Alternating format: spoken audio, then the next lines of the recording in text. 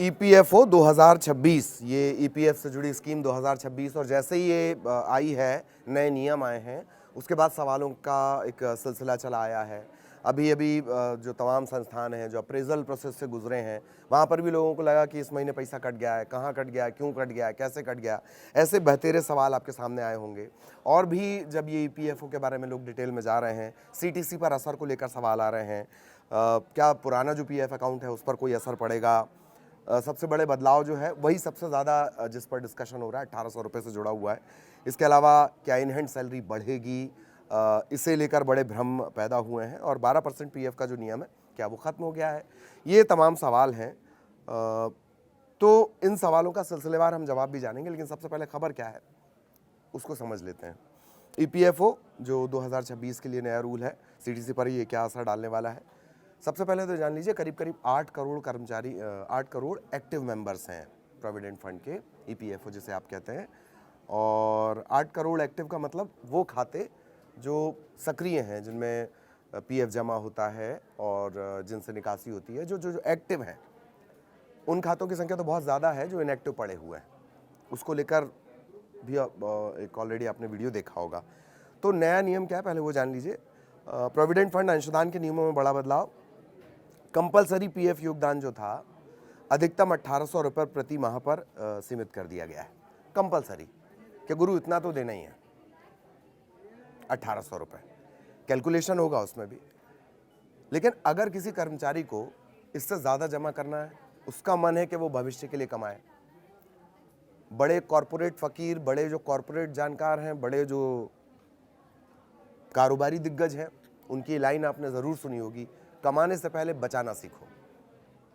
तो अगर जो ज़्यादा बचाना चाहता है या उसे लगता है कि उसे अपने भविष्य के लिए ज़्यादा सुरक्षित करना है, तो वो और भी ज़्यादा जा सकता है। उनके लिए तो एकदम बल्ले बल्ले वाला मामला है। ठीक, करीब 8 करोड़ जो एक्टिव मेंबर्स हैं उन पर इसका सीधा असर पड़ेगा। और टेक होम सैलरी, पीएफ कटौती, सीटीसी, इस पर क्या असर होगा। नियम क्या है, अब कर्मचारियों को 15,000 रुपये प्रति माह की वैधानिक वेतन सीमा तक ही अपने वेतन का 12% योगदान देना अनिवार्य होगा। सैलरी की लिमिट, सैलरी अगर 15,000 है, उसका 12%, उस लिहाज से ये जो अमाउंट हो रहा है 1800 रुपये, यानी 15,000 रुपये अधिकतम वैधानिक वेतन सीमा। ठीक है, इसका 12% या 1800 रुपये प्रति माह होता है।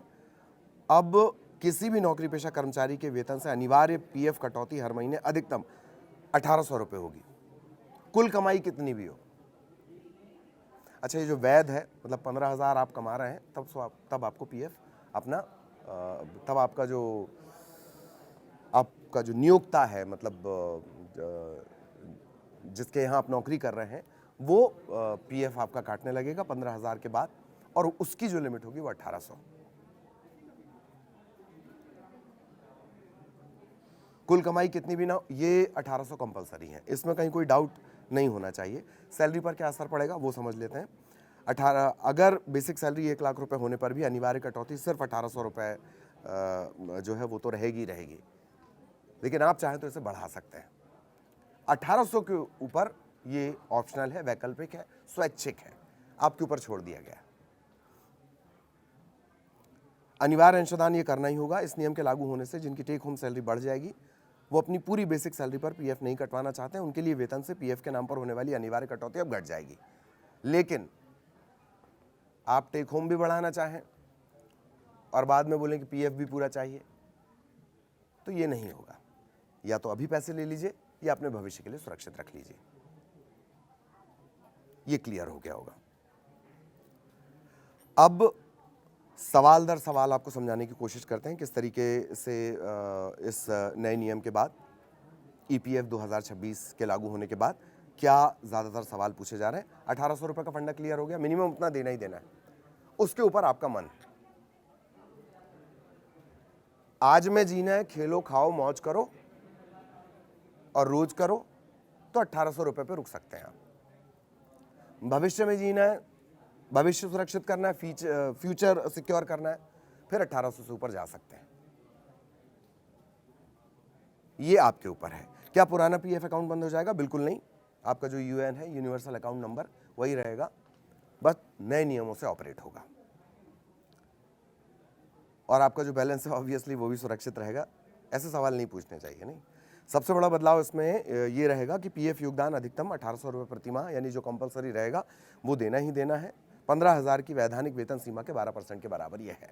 15,000 से इसे कैलकुलेट किया गया, किसको? 1800 वाले 1800 की जो हम आपको जानकारी दे रहे हैं 1800।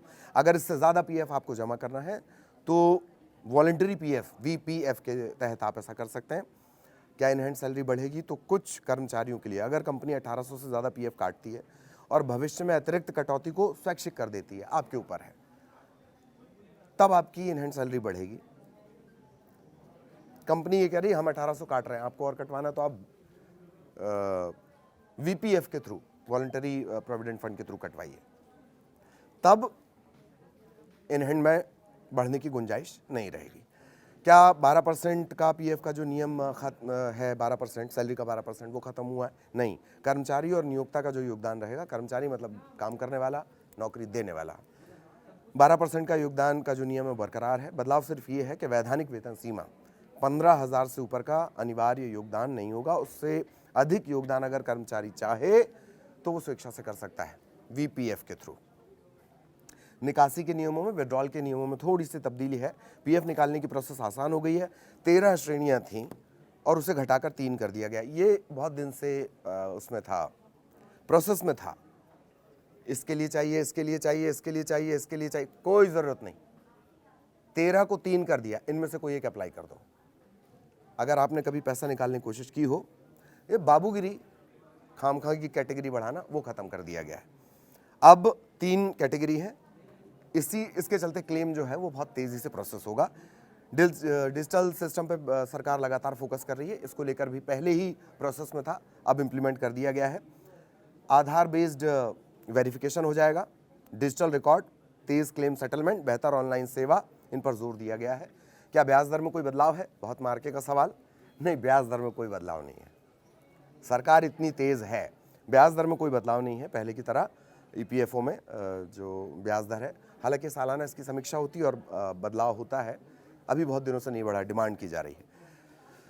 पीएफ के नियम ज़्यादा सरल हो जाएंगे। अगर आप चाहते हैं तो इन हैंड सैलरी बढ़ जाएगी, चाहते हैं तो। आज में जीना है, कल की चिंता नहीं करनी है, तो जिंदगी ना मिलेगी दोबारा टाइप। नुकसान, यदि कर्मचारी अतिरिक्त पीएफ योगदान बंद कर देता है तो रिटायरमेंट कॉर्पस जो होगा वो कम होगा। ज़्यादा मिलने वाले थे, कम। जो बीच में मैंने आपको समझाया ना कि ये नहीं हो सकता, आज भी एंजॉय कर लो फिर बोलो कि पीएफ भी पूरा चाहिए, वैसा नहीं होगा। फिर मिलेगा 1800 के हिसाब से।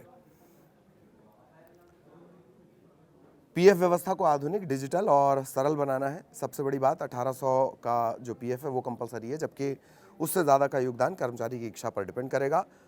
और ज़्यादा इन हैंड सैलरी चाहते हैं तो 1800 पे रुक जाइए। फ्लेक्सिबिलिटी ज़्यादा है, फ्लेक्सिबिलिटी ज़्यादा है, दोनों ही उसमें सरकार को फ़ायदा है। आप पैसा निकालेंगे, खर्च करेंगे, सरकार को प्रॉफिट होगा। नहीं निकालेंगे, रखेंगे, सरकार उसका इस्तेमाल करेगी। तो यहाँ से निकाल के, इस जेब से निकाल के नीचे वाली जेब में डालने वाला ये मामला है।